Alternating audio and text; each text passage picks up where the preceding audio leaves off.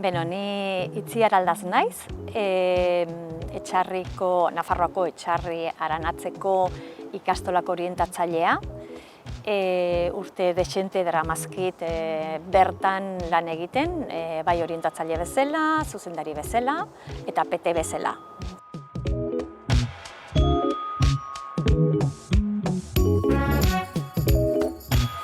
Niri iruditzen zait aniztasuna definitzeko neurri batean, horrela bapatean etorri zait lelo bat burura dela denak berdinak, denok ezberdinak, guk ikastolan erabiltzen dugun kanpaina bat dena.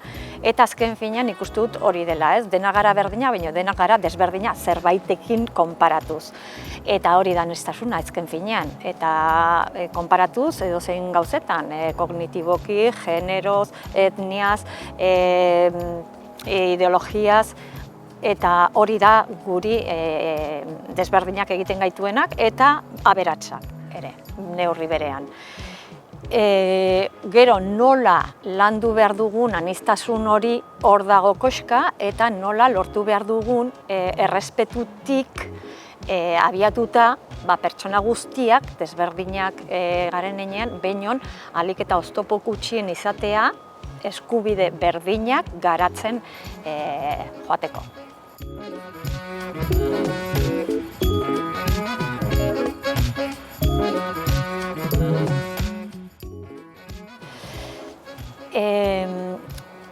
Nik uste dut hori ikastetxetan aniztasunaren trataera dela zutabe nagusi bat, ez?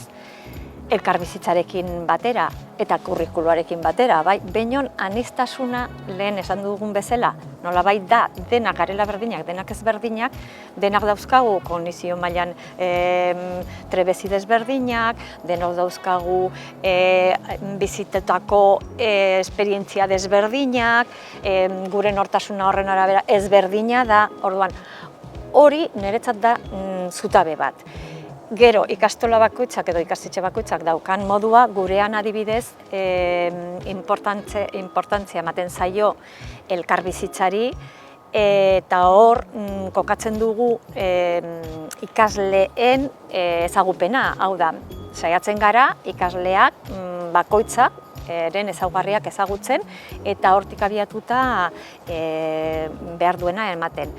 Horretarako, beste ikastetxe askoetan bezala, hasten gara konfidantzazko pedagogiatik, lehen hezkuntza lehenengo zikloan, ate irekien metodologiara ematen da, eta gero besteetan jarraitzen dugu, kimu eta eki eta guzti horrek markatzen diguna, baina egiten dela nahiko ez dakit berezia den edo nahiko arrunta den, orientazio departamentutik tutora bakaitzarekin izaten du astean zehar ordu erdi bat, non eta hitz egiten duen gertatzen diren gauzetaz, izan daitezke gatazkak, sozial mailakoak, izan daitezke pertsonaren emozionalko dauden konfliktuak, edo izan daitezke kurrikular mailarekin dauden zailtasunak.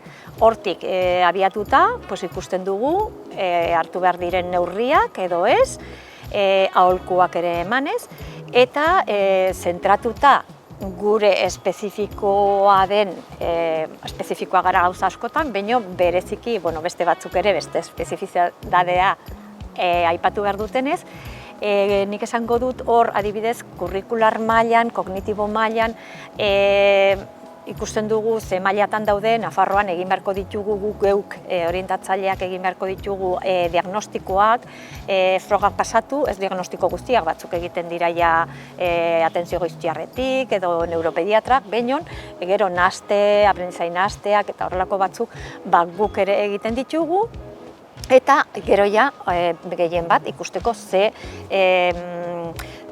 esku hartzeak egin behar diren kasu horietan. Eta ja, oraindik, pixka bat gauza direnean, espezifikoagoa oraindik da gure ikastetxean transizio gela bat izan dugula, daukagula, momentu honetan DBH-en daukagu ordezko gela, deitzen den bat, Momentu honetan 4 ikasle daude, horietako 2 autismo espektroaren nasmenduarekin, beste bat Down sindromea eta beste bat gaixotasun arraroa den 5P- kromosoma.